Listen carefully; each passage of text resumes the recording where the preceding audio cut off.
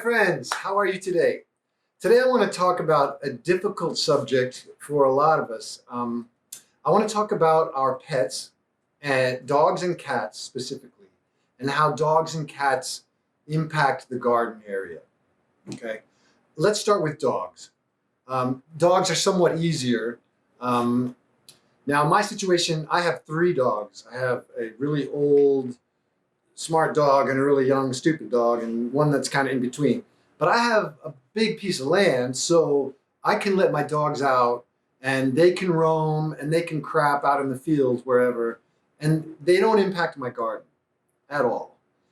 One way they might impact my garden right now, I've realized that slugs eat dog poop.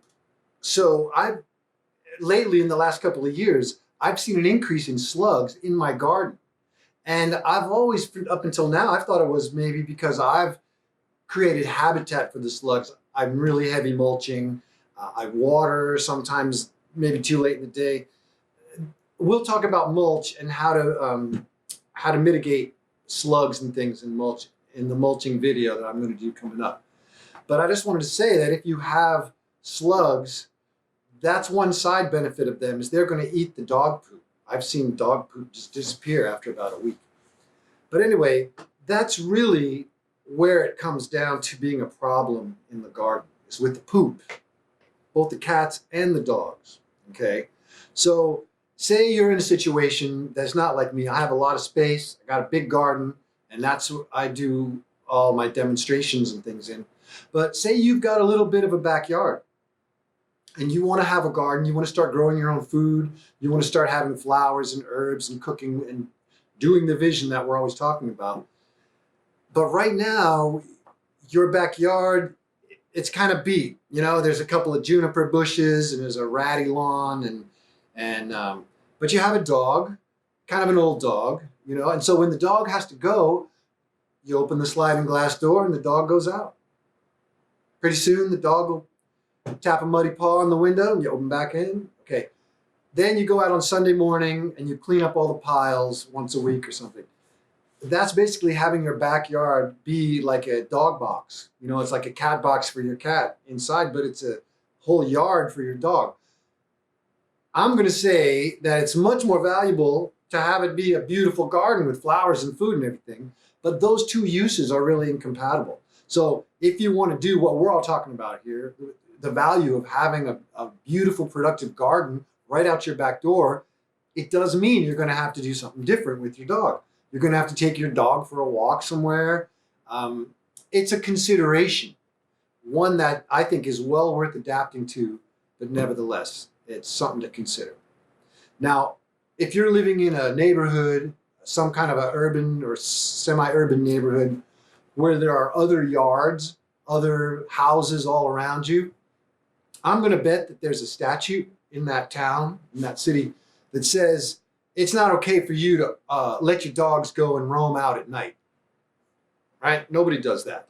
Dogs, you know, they get into fights, they knock over garbage cans, they get into all kinds of trouble if you let your dog out at night without supervision, without actually taking it for a walk under your command on a leash or not.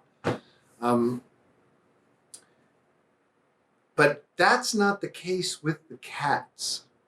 Okay, we got to talk about cats because, I mean, I love cats. I got nothing against cats. You know, I hope nobody uses this video because I have dogs and cats. I love them both. They both have usefulness beyond the love and joy that I have with their companionship. Okay, not only do the dogs alert me when I need to be alerted about the outside area.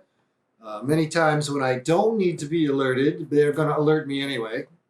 So, but anyway, that's their job. That's their job, is to be security like that. Okay.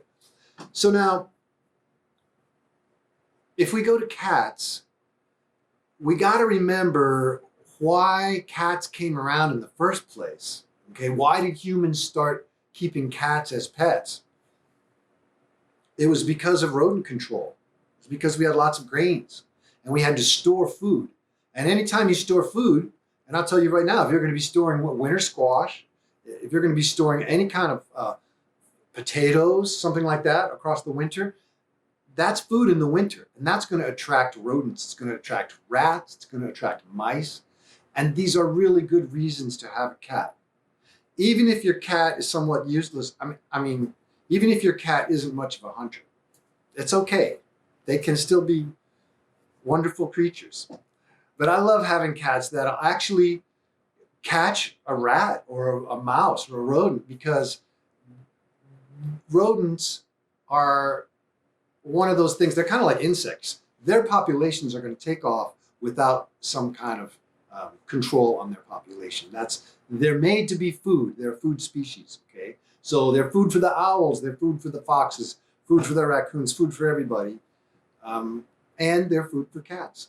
When we happen to be sitting on a big old food supply that everybody wants a little piece of. But cats are really a problem in the garden. Okay. The two main things about cats I want to talk about. I want to talk about cat poop, and I want to talk about cat hunting. Okay.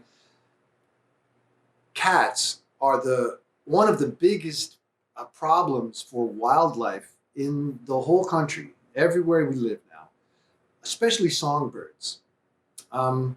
Rodent populations, gophers, mice, moles, there's plenty of them. There's no loss of them. If you could have your cats only catch rodents, that would be great, but they don't. Cats are going to hunt lizards, which you want to have in your garden. You want all of them.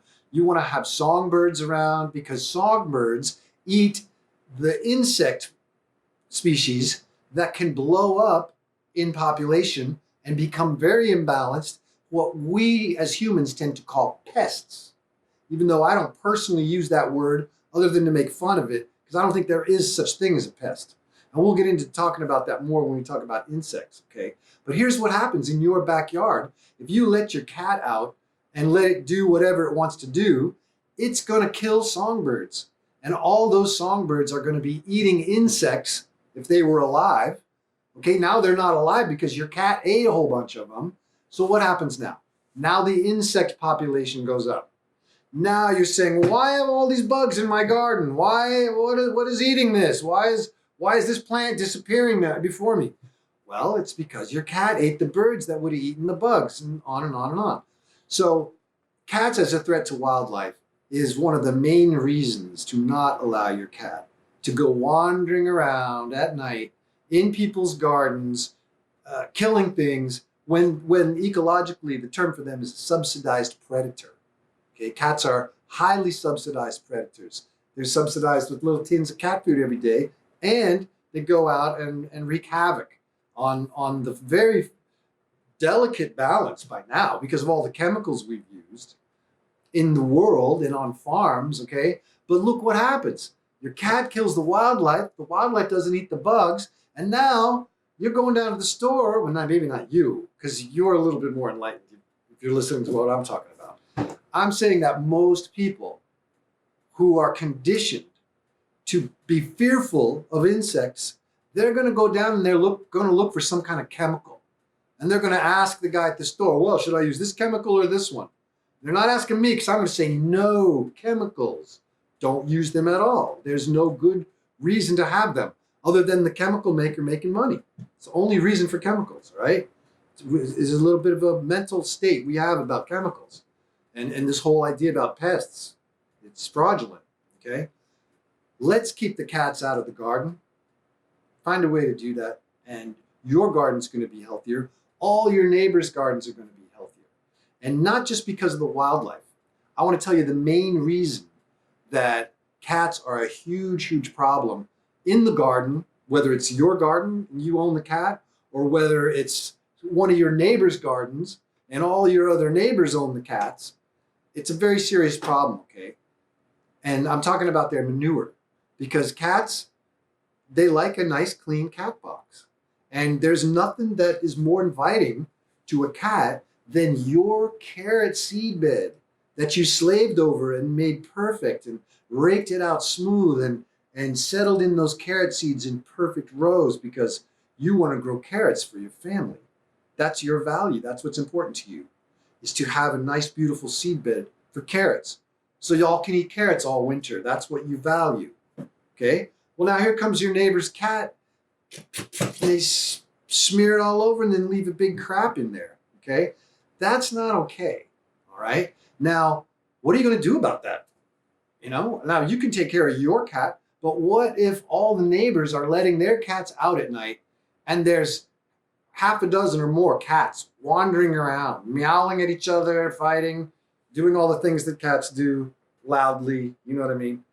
And they're also crapping in your food supply, okay? The reason this came up to even talk about this in this video is because I was scrolling on a conversation thread from a garden group from last year. It was like a year and a half ago. And somebody was saying how, they were complaining about how the cats were getting in their garden, all the neighborhood cats, and what am I going to do about that? What can I do? And all these suggestions were laid out. Oh, you can use netting. Oh, you can put up a screen. Oh, why don't you use cayenne pepper? And everybody's got some home remedy solutions. I'm not putting those down because I use them all too. Okay.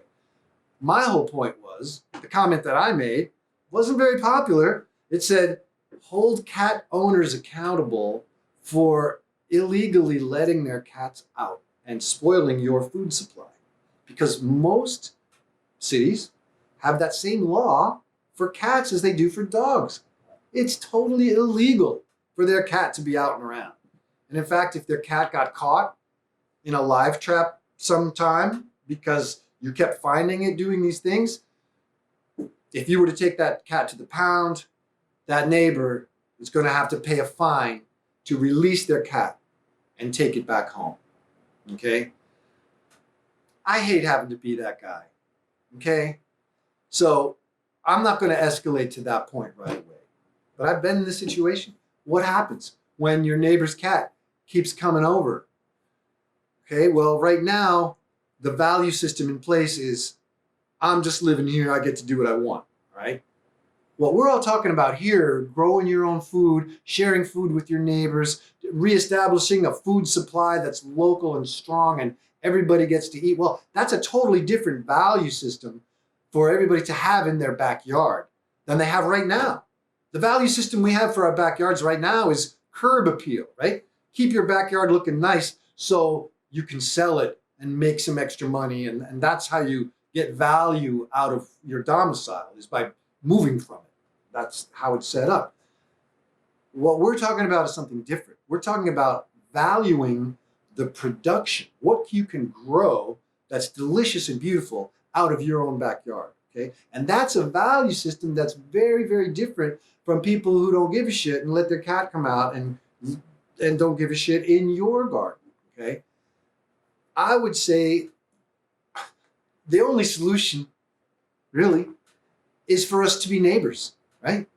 That's where this is going, okay? Neighbors are going to be feeding each other. That's what we're practicing to do. That's what we're preparing to do, okay? And the hard part of that isn't really learning how to garden.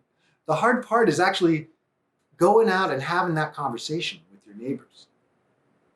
Going out there and say, hey, is this your cat? Well, we got to talk about this because, and I don't know the rest of the conversation. Honestly, I don't know what you're going to say or what anybody's going to say to their neighbors when they need to have this conversation about our food supply. Because there's a lot of things these days that can aggravate neighbors about each other. We don't need any more of them. We need less of them. We need less aggravation among neighbors. And that's my whole dream and vision of neighbors feeding each other is, kumbaya, backyard potluck parties, right? But we're not there. We're far from there. Right now, we got everybody's cats crapping in everybody's food supply because we have different values about all that, okay? So maybe you have that conversation with your neighbor when you bring them a nice bunch of carrots. Maybe you bring them some food from your garden. You bring them some tomatoes. You bring them a dozen eggs from your chickens. Whatever, I don't know. Gifts and food tend to open things up. They tend to demonstrate the value that you represent. And then you're not presenting yourself as just some angry, obnoxious neighbor that's going to create more conflict. That you're actually trying to build a bridge and extend your understanding of the value and how you can work together as neighbors. And that's really what it's all about.